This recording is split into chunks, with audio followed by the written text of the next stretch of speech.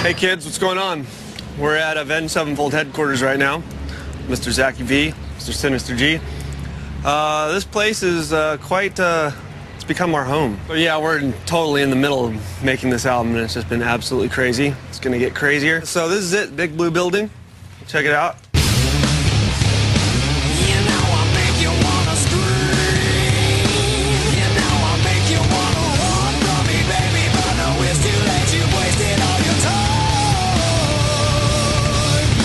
The clarinet stuff. See, I'm making my airtime. Yeah!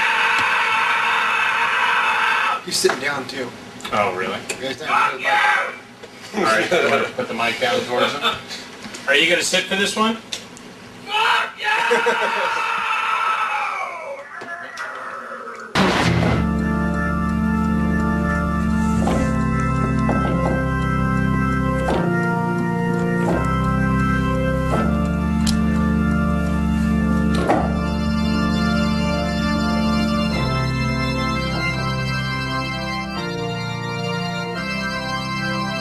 Critical Acclaim was the song that was probably one of the first ones that we'd written for this album. First song we had an idea for, and it was just completely mapped out in its entirety before we even wrote any riffs or anything, so it was definitely a departure from how we usually do it. And at first I was a little bit skeptical because it's always weird to hear what your band members are coming up with that's new in a different direction. And we'd been playing the songs from City of Evil for so long. And so we wanted to make a song that was sort of like very riff-driven, very simple. So I think I remember picking up some guitar and just laying down the simple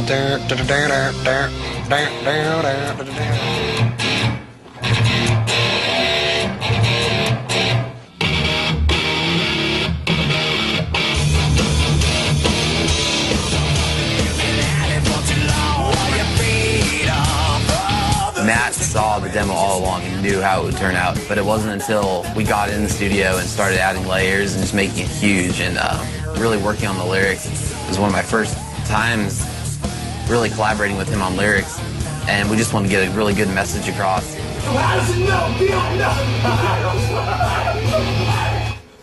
I want everyone to have to do this, because this is going to suck.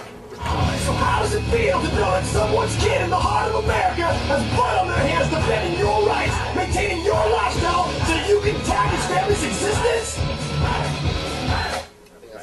Yeah, dude. We wanted it to just set the mood for the entire record. We want it to be in your face, powerful, to mean something, to say something. That's cool. Okay.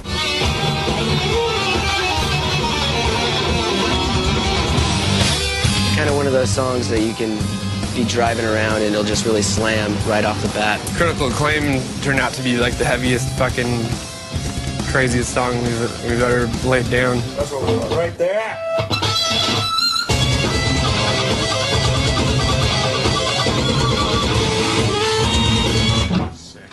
It's just really cool to have all the different vibes turn out to be successful and so powerful. Now this part of the song, the piano comes in and like these nice lyrics come in. It gets like this swaying type of feel.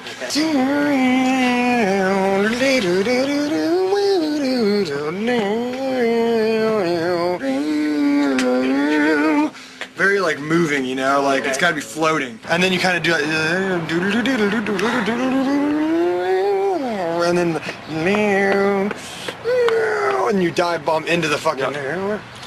Yeah. That song really, the magic really happened here in the studio. We were writing for weeks and weeks, and one of the last days I was like, well, we have this song, Critical Acclaim, and it's, you know, it's grooving, but the chorus isn't anything to be really desired. In this record, throughout the whole thing, we wanted to bring a lot of the live elements that we have of everyone singing. Everyone has a great voice in the band, so we decided to split all the backup parts and shit like that amongst ourselves rather than just having Matt sing everything.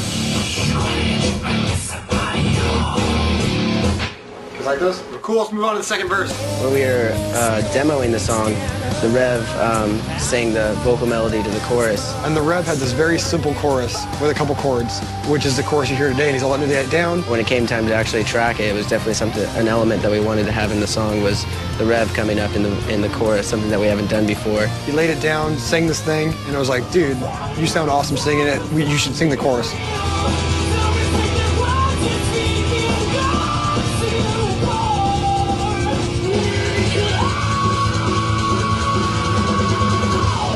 That was cool, dude. We have this kind of cool intro, and it's kind of supposed to be a fake out, you know, like you think you're gonna get a typical Avenged Sevenfold song with some dueling guitars and stuff, and it just kicks in and kicks your ass. And it kind of sets the stage for the rest of the record that, you know, we're still Avenged Sevenfold, but this is a very much more groove-oriented, groove-based record.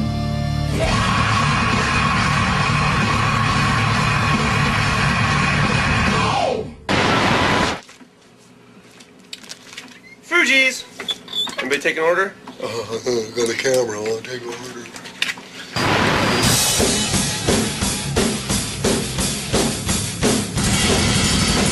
Almost Easy was a song that Rev came to the garage with when we were demoing out the album. Jimmy, like, you know, went into hiding for a while. Didn't really go into hiding, but he went and started writing. And he's like, I got a song, bring it to you guys and show you it. So he comes over one day and Almost Easy has been written. He started playing this guitar that we just didn't know what he was doing there yet. We were listening to it, we were kind of smiling, you know, like, where's this going? And when you see the drummer play the song, it doesn't really come across as great as it could be. You know, he's like, oh, I can do that riff so good, and just imagine it. Brian refused to play it. He just refused to play it. He didn't like it. He thought it was just cheesy, and at the time it did sound a little cheesy because it was just, you know, one note.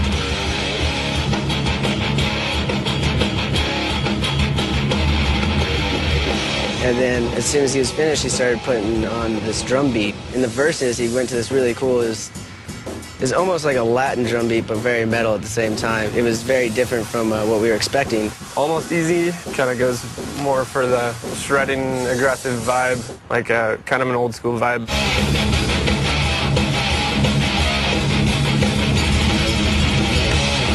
Has a lot of new contemporary flavor to it, throwing in shit like double ride.